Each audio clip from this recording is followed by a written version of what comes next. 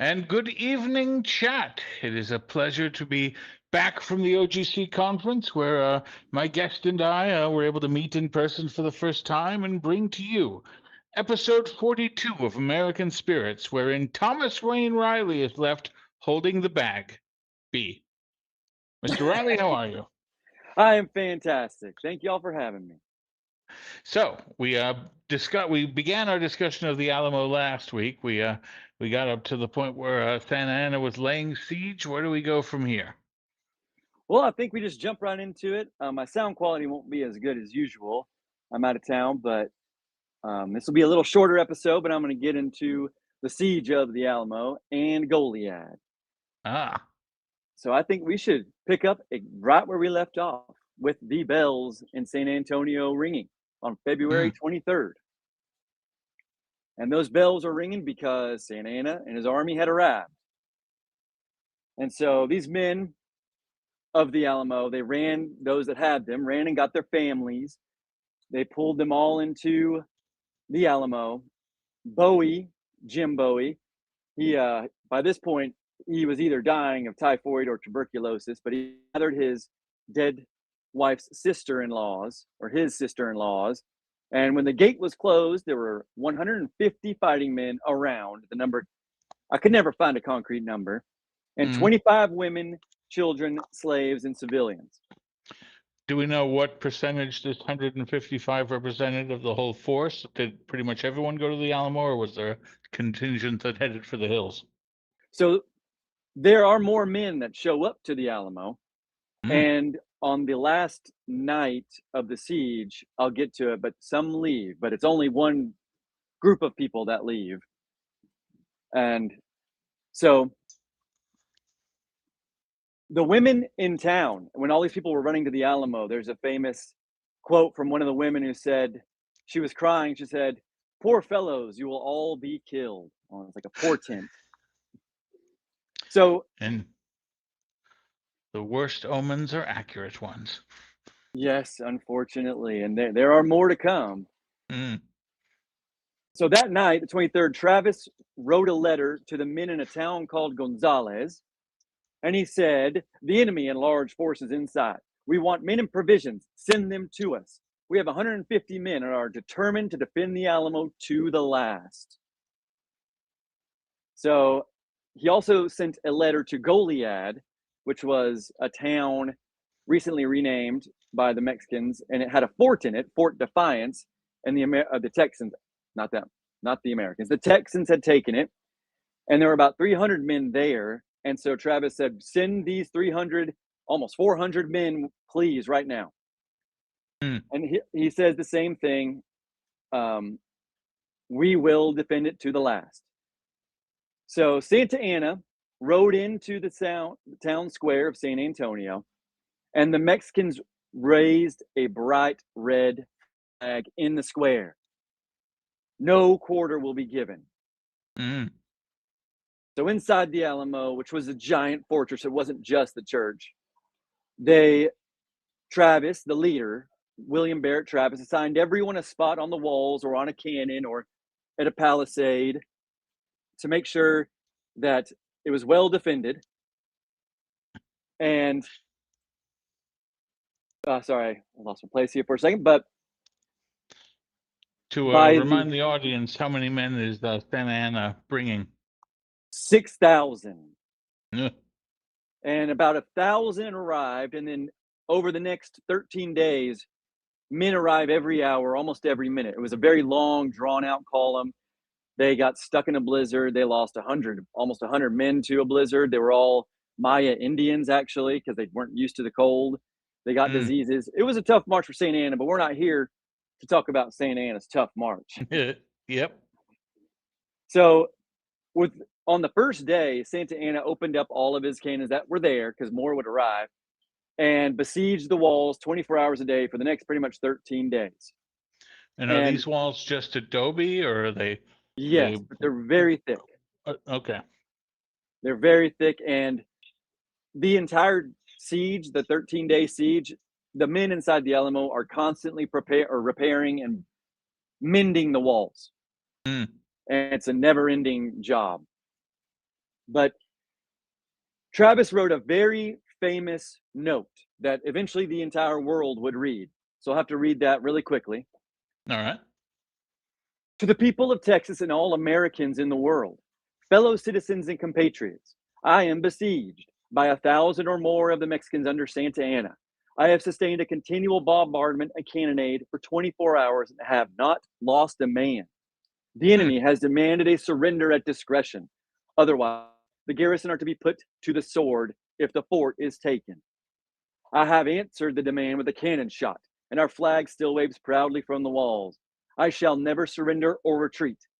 Then I call on you in the name of liberty, of patriotism, and everything dear to the American character to come to our aid with all dispatch.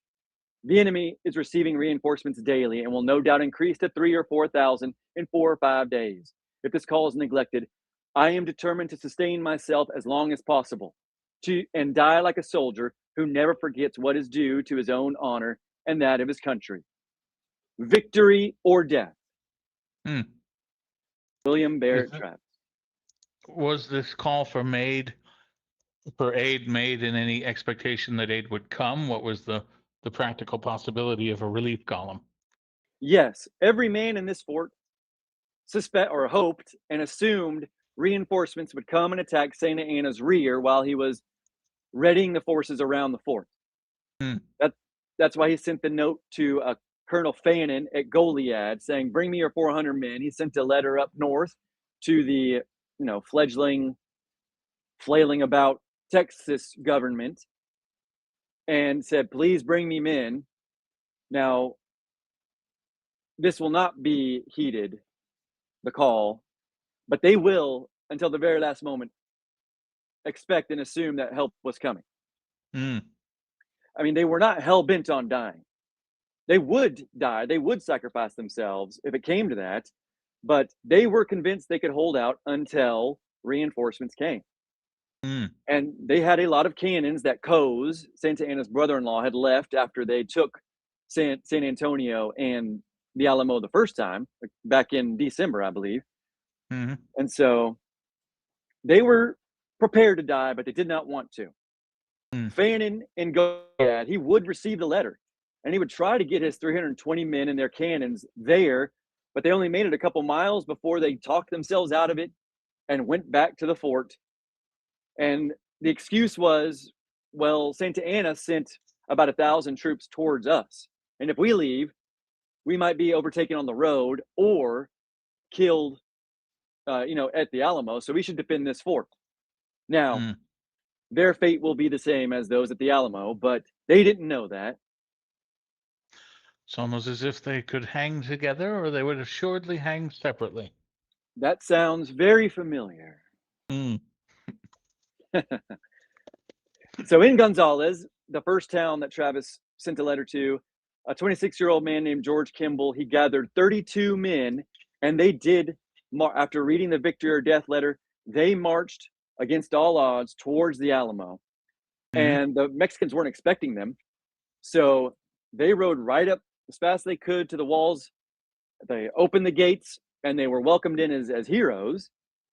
And to celebrate, Travis fired their big 18-pounder into the city of San Antonio. He fired 2 shots. One harmlessly bounced around. The other landed in Santa Anna's house through the roof and destroyed his bedroom. Santa Anna was out scouting. Nuts. I know, it was so close. So after a week of regular shelling, 7 days, still not a single Texan had been killed. Wow. And every That, day, Santa Anna's forces increase. And that each doesn't say much for Mexican gunnery.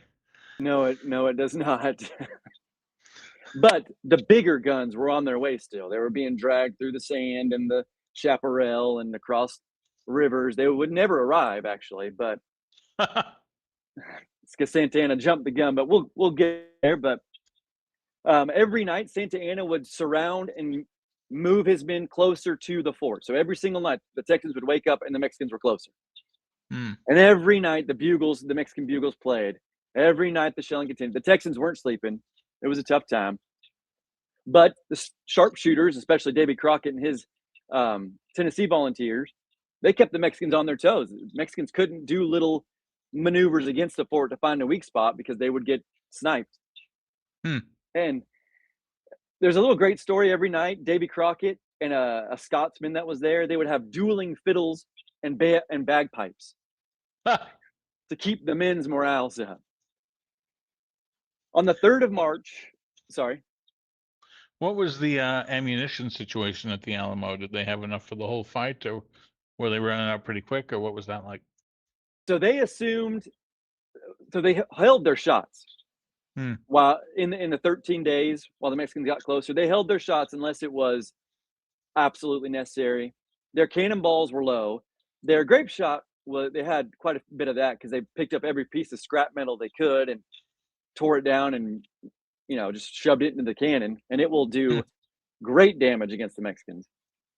But the battle will only last 90 minutes, so they did not get to use all of their ammo. Hmm. On the 3rd of March, Travis sent out another letter. He said, 200 shells have fallen inside of our works without having injured a single man. So still, after 10 days, still no one was hurt or killed in the Alamo.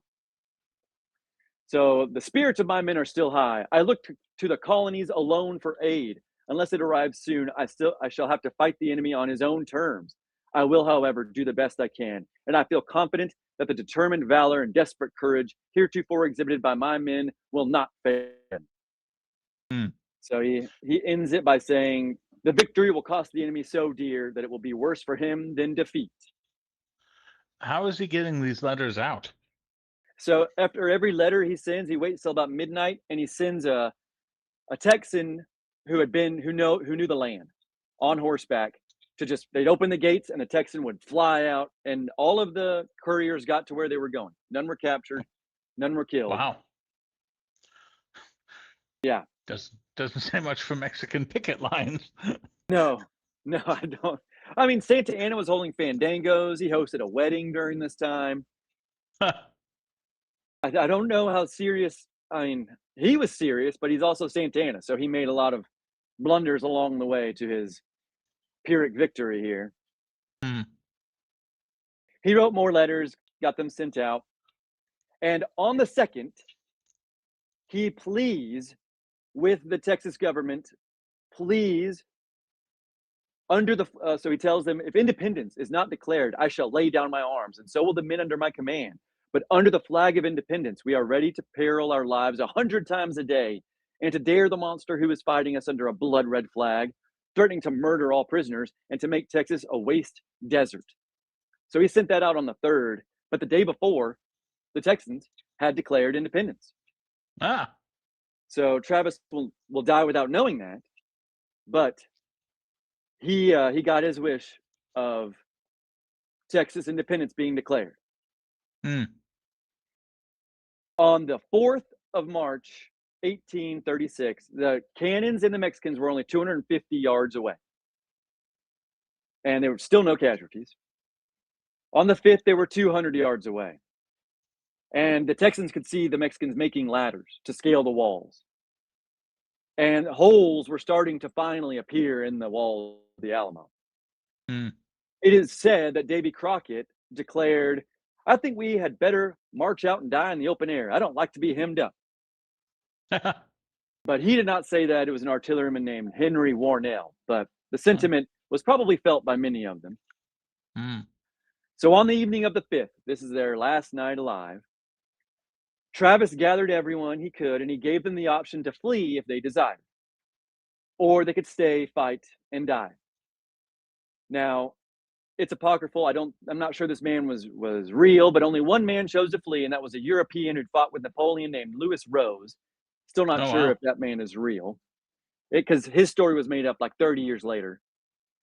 But this story of Travis gathering everybody is probably also not true, but I choose to believe that something like that happened at least one point, if not multiple points, during the siege.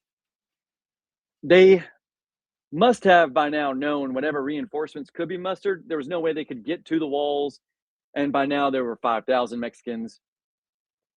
So They knew their fate, and they were going to stick to their guns. Mm.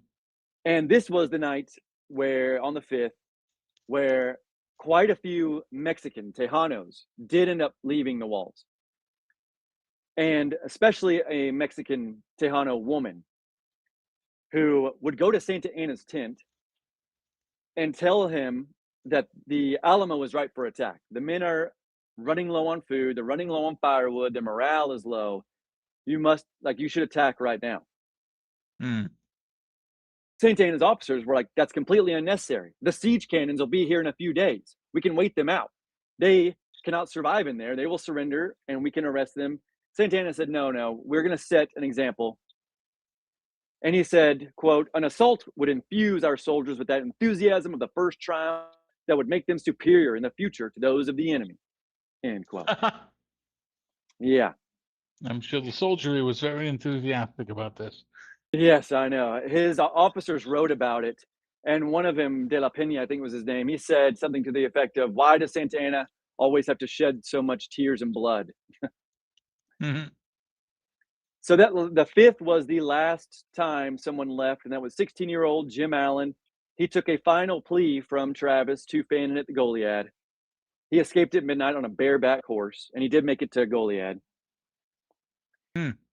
And that night, the 5th, was the first night of the entire siege the Mexicans did not fire a cannon. It must have been eerie, but it must have been a welcome relief at the same time. Yeah. It had 13 days of constant shelling. So finally, the men could sleep, and Travis would lay on his cot with his sword and his shotgun by his side. And this night, the 5th, was their last night alive. At around 4 a.m. on the morning of March 6th, 1836, the Mexicans, who had been split up into 4 columns of about 800 men each, they had crawled into their respective positions around the Alamo. They would wait about 1 hour before quietly standing and silently marching towards the Alamo. And they found the sentries and they slit their throats. So there was no warning until one of the Mexicans, and then all of them, shouted, Viva Santa Anna! Viva la Republica! Then they sounded the bugles and the Mexicans charged. Inside the fort, the Texans immediately woke up and began to repel the invasion. Travis was one of the first men recorded to be at his position. He is said to have shouted, come on, boys, the Mexicans are upon us and we'll give them hell. So the cannons within the walls exploded outward, and Travis shouted, hurrah, my boys! And he leaned over the wall and blasted some Mexicans with his shotgun who were trying to climb the ladders, and he got hit in the forehead by a sniper. He dropped his gun, tumbled down the embankment, remarkably stood up, and then died. Wow. Joe, his slave, was by Travis's side, handing him guns and reloading the guns for him. He would be one of the only men not killed. He would tell this story later, and he only survived the battle because a Mexican officer, after the capture of the Alamo, would yell, are there any Negroes here? Because the Mexican Republic does not make war on slaves. But Joe would run into the church to hide with the women and the children. Probably did not know how to fire a gun, to be honest. So after Travis's death, the men inside the Alamo exploded with fury. The cannon on the roof of the mission obliterated the column that had been assigned to attack the east wall. And one of the Mexican commanders, De La Pena, would write, a single cannon volley did away with half the company of chasseurs from Toluca. Crockett's sharpshooters pinned down the column attacking his position, and Grape Shot took out 40 Mexicans at the northwest wall in one blast. And that column was led by Coase, who was promised his life if he never returned to Texas, but there he was. One Mexican colonel was struck down, and the only column that was successful in attacking was the south side. But once they got to the walls, they had dropped their ladders, so they just huddled beneath the walls. The second charge fared no better for the Mexicans, but the third charge saw 3 of the 4 columns, forced by cannon and bullets by the Texans, to merge into one massive mess of Mexican soldiers, and they were crushing and crashing against the north wall. I mean, they had lost massive amounts of men in the 3 charges, and now they were just kind of sitting there until one man, a General Juan Amador, he pushed through his men, reached the wall, and began scaling it from the holes in the by the cannon shots. He began scaling the wall, and his men followed him. He Wow. would be the first to breach the Alamo. When Santa Anna saw this, he sent in his zapadoras as stormtroopers with their shotguns. Coase had taken his men that had survived to a spot where the Texans had been firing through big holes in the wall they had created. Mhm. And he forced his men to squirm through the holes. A lot of them died, but eventually the sea of Mexicans crawling through the gun ports became a tidal wave. Once inside the wall, Amador ran to the gate, or a gate, opened the door, and hundreds of Mexicans flooded in. Uh, So the dam had broken. A man I decided not to talk about because it's too sad, but Almiron Dickinson had been on top of the church. He ran to his wife inside the church, and he had said, "My great God, Sue, the Mexicans are inside our walls." And he embraced her one final time and said, "If they spare you, save my child." mm. They do spare her and their child. So instead of retreating to the other walls, most of the Texans met the Mexicans in the open plaza in front of the Oh, wow. church doors. And it was brutal hand to hand combat. Probably felt like an eternity, but it was only a few minutes. Mm. Hatchets, bayonets, bowie knives, fists, the butts of guns, they were all used. But once the gates were opened, the mounted Mexican lancers came in and trampled through the encircled Texans. Mm. The ones that survived fled to the 2-story long barracks. And by now, some of the cannons had been taken by the Mexicans, but the ones that had not were now turned from outside the walls. They were turned towards the inside where they sprayed grape shot onto the Mexicans there. But that allowed all the Mexicans who had not scaled the walls, they were now scaling the walls. There were no Mm. cannons with grape shot firing at them anymore. The Mexicans took the 18-pounder, turned it around, and started firing it at the Long Barracks and the Alamo mission. Crockett and his sharpshooters had abandoned the palisade when they started flooding over the walls. He could not make it to the Low Barracks or the Long Barracks, so he fought it out in the square. And the famous gunfighter and tall tale storyteller and his men were surrounded in front of the church, and they fought with everything they had. But there's a lot of debate about what happened to Davy Crockett. Some say he Okay. survived to be executed at the end. Some say he made it to the Low Barracks. Some say he fought and killed 50 Mexicans. But there is a Mexican sergeant named Felix Nunez who would write this: a tall American of rather dark complexion and had on a long buckskin coat and a round cap without any bill made out of fox skin with a long tail hanging down his back. This man apparently had a charmed life. Of the many soldiers who took deliberate aim at him and fired, not one ever hit him. On the Mm. contrary, he never missed a shot. He killed at least 8 of our men, besides wounding several others. This being observed by a lieutenant who had come in over the wall. He sprang at him and dealt him a deadly blow with his sword just above the right eye, which felled him to the ground, and in an instant he was pierced by not less than 20 bayonets. Huh. That is probably what happened to Davy Crockett. Inside the Long Barracks, which was probably the most fortified building they had, the Texans poured lead everywhere they could, while their own cannons were trying to blow holes into the walls. And the Mexicans did not want to approach this last defense because the sharpshooters inside were doing a very good job. But eventually, Amador, yet again, he commanded that the 18-pounder shoot the wall or the doors of the barricaded doors of the barracks down. They were blown open. The Mexicans spilled in, and every Texan in there was bayoneted or sabered, or they were killed.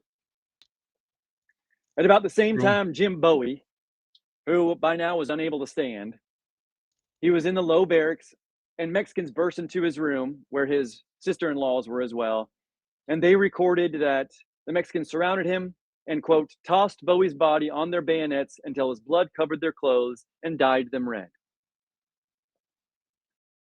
So during this raging battle, there was a Mexican commander who attempted to tear down the blue flag from the New Orleans Grays that I talked about last time. That's the flag that is still hanging in Mexico City.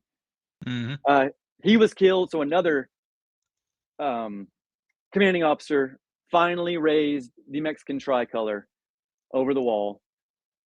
The only ones left now were in the church, the Alamo mission. The Texans, the 18-pound gun blew the door open. The Mexicans came in. One Texan named Robert Evans attempted to explode the battery, but right before he Huh. could, he was shot. Was he Uh, trying to explode the battery with all the women and children in there? I believe so.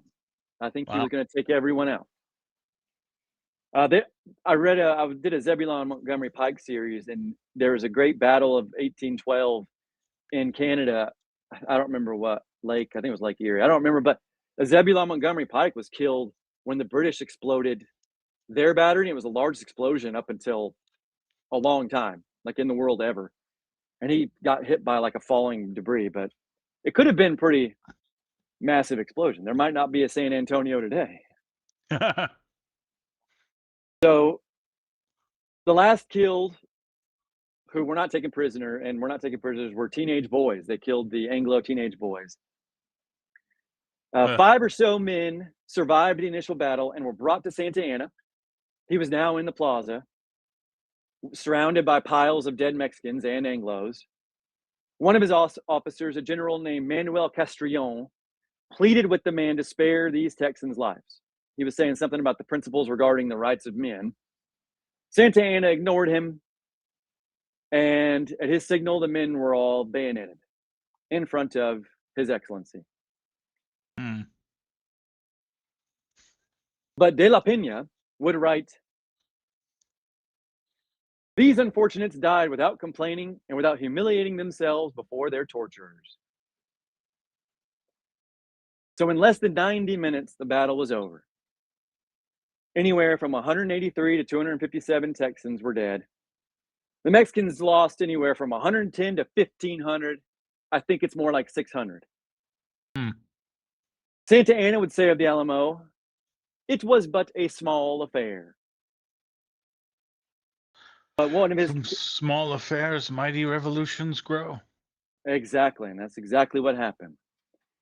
One of his officers said, "With another such victory, we all go to the devil." Hmm. All of the men's bodies were burned. Almeron Dickinson's wife, the woman who was spared with her child, was given a message and a horse. Santa Ana told her, "Tell the Texans, this is what is going to happen to all who oppose me." She went flying to the north, first to Gonzales, and then, to Gonzales and then to the capital of Texas. So after the Alamo, Sam Houston would take up the mantle of Commander in Chief of the Army of Texas. And at the San Jacinto, which we'll get to next time, he said, "Victory is certain. Trust in God and fear not. The victims of the Alamo and the names of those who were murdered at Goliad cry out for vengeance. Remember the Alamo. Remember Goliad." And his men would shout back, "Remember the Alamo. Remember Goliad." So now, if we have time, we should talk about Goliad. Indeed, history has somewhat shortened that battle cry, so let us remember it as it was. Yes, I agree. When the news of the Alamo reached Fannin and his men, they were outraged. They were outraged that it happened to them, and they were disappointed that they couldn't have been there. But things at Goliad were not good either. There was a defender, one man there from Virginia said, "We have no bread for several days. I am nearly naked, without shoes and without money. We suffer much. And as soon as Bexar falls," which is San Antonio, "we will be surrounded by 6,000 infernal Mexicans. We are in a critical situation." So Urrea, a Mexican commander, was bringing about 1,000 men towards Fort Defiance at Goliad. So Sam Houston ordered Fannin to abandon it. He did not want another Alamo to occur. Hmm. But Fannin, I kind of shortened his biography last time. He did not have any faith in himself. He constantly complained he was not a good leader. His men loved him, but he had no faith in himself. So he, instead of leaving on that day, It would take him, I think, 6 days to leave. Oh, And wow. when he left, they completely bungled the retreat. So Fannin, the What men, and their happened? beasts, well, he sent out a raiding party and they were 3 days late. They used up the horses, so they had to feed the horses, and they burned down the town around them, but they forgot to save food. So they burned down all their food. And then they used oxen instead of the horses to drag the cannons, which Houston told them to throw into the ocean, but they said no. So they only made it on that first. So they finally left on the morning of March 19th. And again, he forgot to bring food. They made it 4 miles before stopping to feed the oxen, the beasts of burden. After that stop, they made it only 1 more mile before stopping again. But I mean, the men were still in good spirits. They were happy to have made a getaway from Goliad, and they were headed towards Sam Houston and his growing army, which we'll talk about next time. But they'd only made it 6 miles before Fannin ordered another halt. And he ordered a halt in the middle of a prairie, and they were surrounded by forests. His men were telling him, look, we should go into the forests. One Captain Shackelford said, like, we got to go into the timber. We can fight in the timber. Our guns are better. Our cannons we can conceal. The Mexican cavalry will run us down in the prairie. But Fannin said, no, we're going to stick to the prairie. I'm not sure why. I mean, it's not really recorded. So they rested for an hour. They finally were on the move at 12:45 on March 19th. They made it 4 more miles before they pretty much became surrounded by the Mexican cavalry. They were in the open prairie still. And they were in the open prairie. And so to Fannin's officers, like, we can run for the woods right now. We'll make it. But instead, Fannin formed a box, a Hmm. hollow box, and he put the cannons at each corner of the box. And his men, were in lines, maybe 2 or 3 deep. So it was like a cube, or not a cube, but like a box, and they were ready to take on this. They were surrounded. They're ready to take on anything. They had no cover, but by 1 p.m. the battle began. The Mexican dragoons dismounted, and dragoons are mounted Yeah. riflemen. So they dismounted and began approaching the Texan square. And at a quarter of a mile, the dragoons fired. But like so many other battles we have talked about, the balls fell short. Hmm. So Fannin told his men to hold their fire until they were at point blank range, which really doesn't make any sense because their guns can hit from 200 yards away. But the second Mexican volley still fell short. And Shackelford, the officer I quoted earlier, he broke rank and he ordered his men on his line to sit down. So the entire square sat down. And then the third volley actually hit some Texans. Fannon's rifle would be struck, actually. Hmm. So when the Mexicans were 100 yards away, Fannin ordered everyone and everything to fire. All the muskets, all the rifles, and all the cannons. And it tore through the Mexicans. So Fannin and his square of soldiers, I mean, these first few volleys were really hell towards the Mexicans. They repelled several cavalry charges, and eventually one man would write that these incredible charges by the Mexicans, quote, they came in full tilt with gleaming lances, shouting like Indians. When about 60 yards distant, the whole of our rear division of our little command, together with a piece or two of artillery, loaded with double canister, filled with musket balls, opened a tremendous fire upon them, which brought them to a full halt and swept them down by scores. So Urrea realized these cavalry charges were not working, so he ordered all of his men to advance slowly on foot. And he ordered his snipers in the timberline start taking out the men manning Fannin's artillery. Hmm. And pretty much almost all of the artillerymen would be picked off. And on top of that, they had no water to drink, and importantly, no water to cool the cannons down with. Yeah, nothing to swab the guns with. Exactly. I have a whole little thing, but yeah, exactly. I get to fire a cannon every now and then with my reenactment group. And yeah, you got a little bag beneath the barrel, and you put the sponge in there, and yeah. So the guns were getting too hot to use, and the Mexicans were slowly closing their trap. So Fannin was eventually shot in the thigh, but he continued to lead his men, and he they kept that important square formation, which is pretty impressive. They did not retreat. They did not break rank. They kept the square the whole time. And there were a few survivors of this battle, and they would later write glowingly of Fannin and the men's courage. And so the sun would finally set on March 19th, and both sides welcomed the end of the fight. It was a very hot day. The Texans lost 9 men and had 50 wounded. The Mexicans had 50 dead and 140 wounded. But even still, the Texans were out of water. They were out of what little food they brought. And by the end of the day, they were running low on ammunition.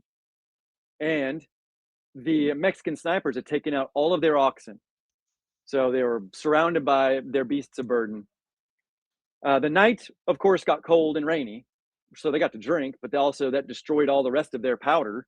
You know, you have to put the little very fine powder in a little dish to light because they didn't have the rifles of later years yet. And so even then, the powder they had was getting kind of worthless. So Fannin had to make a decision: continue the fight or flee under cover of darkness. But he decided to stay because if he fled, all of his wounded men, he'd have to leave. I mean, that's 50 men he'd have to leave. So they built barricades, they loaded, they pulled the carcasses to them, they kept the square formation. The sun came up, and with it, Urrea had his cannons finally reach the front lines. And so he opened up with a cannon shot. But only one. Urrea did not want to cut these men down with cannons. He only fired one and then asked if you wanted a parley. Fannin went to his men and asked the same question. And they said, only if we get to leave with our lives. We will go home if they let us leave with our lives. So Fannin said, okay, I'll go talk to Urrea.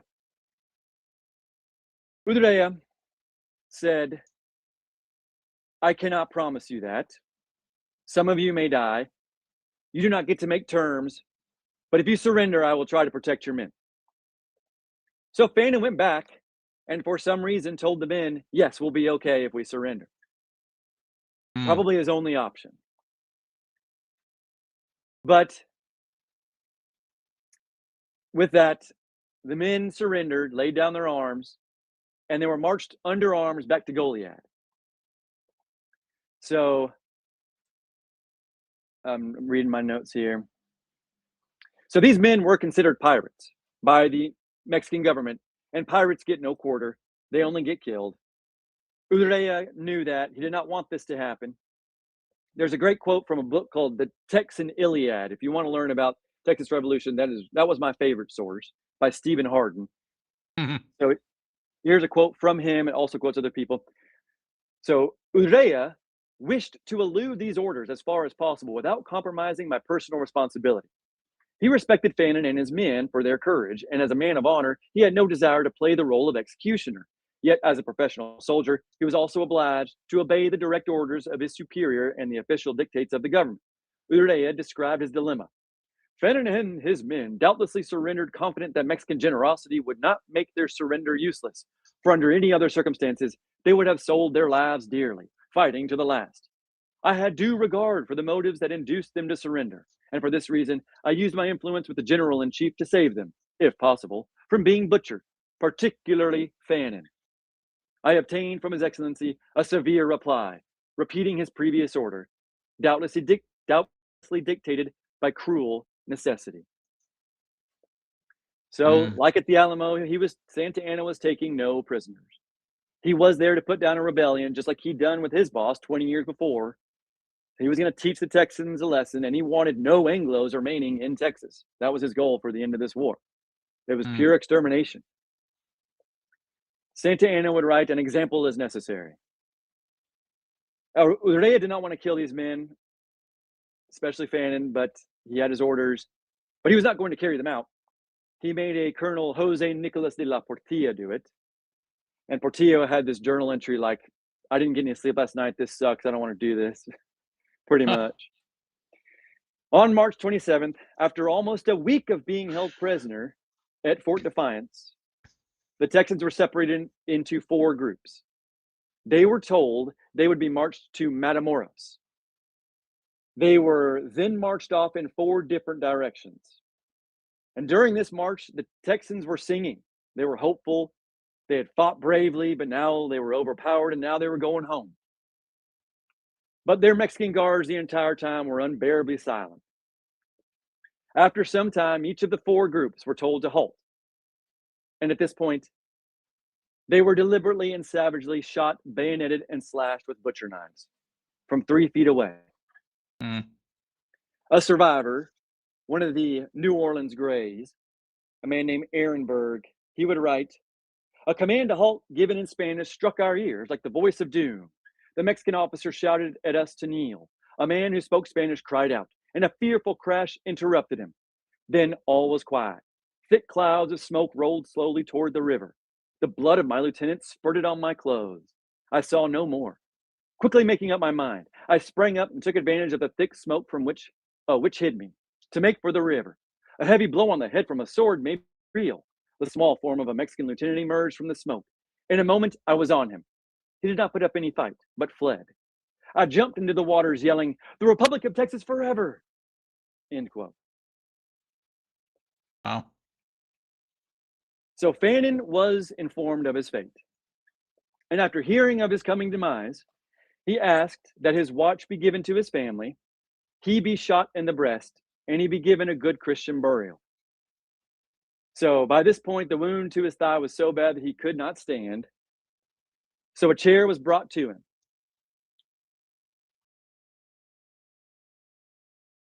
He blindfolded himself, faced the firing squad, and was promptly shot in the face. The Mexican commander pocketed his watch, and he was burned on a pyre. 342 Texans were executed, but 28 would survive and flee.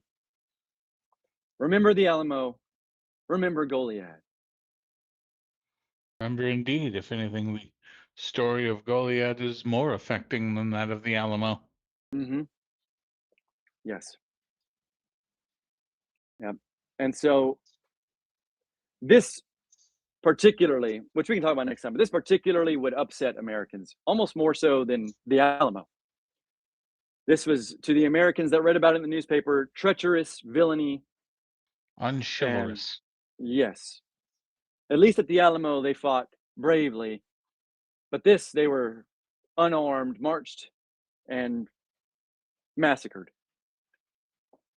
And that is all I have for today. That is a poignant note to bring it to an end. The heritage we inherit is full of many stories of glory and many stories of ignominy, but what we've heard today is certainly up there in the pantheon. In the episode I did over it is about 3 hours long. I go into some of the details of some of the men that died at the Alamo, their lives. You know, when a man at Gonzalez who joined up, he was one of those 30 that came in right at the end. He had just gotten married, and he had a 2-year-old son and one on the way. It's stories like that. There was another man who wanted to go fight, but he couldn't because he had 9 children. There is a cost to this civilization we take so for granted. There is a cost to this heritage we enjoy, and generation upon generation has paid it. And it is for the audience to take the lesson that the installments are still coming due. Amen. And on that note, let's see what costs we can pay with our super chats. Starting with Bolero393, one of our regular stalwarts. He is towing the line for Thomas Wayne Riley and William Barrett Travis. Godspeed, Patriots. Well, Godspeed to you, Bolero. We are always delighted to have you in the chat. Real And American. from Real American, and not a real American, but our Rose of the Southern Cross, Dawn Browning, celebrates 3 months of membership at the channel with this message. Catching up. I'm really enjoying this subject and how Thomas passionately delivers. So, Mr. Wayne Riley, your delivery is appreciated. Well, thank you very much. Sorry I had to rush this one tonight. Dawn Browning compounds her generosity by gifting one Old Glory Club gift membership to a undeserving member of the chat. Thank you. Your generosity and your munificence is always appreciated, Miss Browning. Thank you. And finally, Bolero393 repeats his generosity for $4.99. He says, "Perfidious Mexico, so far from God, so near to Texas." Truer words, Bolero, truer words. Eisenhower's son wrote a great Mexican War history book called So Far From God. Yep. All right. Well, that is all the super chats for tonight. It's a shorter episode tonight. We will return with Mr. Bagby to continue the Texas Revolution to its triumphant end and then move on to the Mexican-American War, which will follow. So thank you, everyone, for coming out tonight, and have a wonderful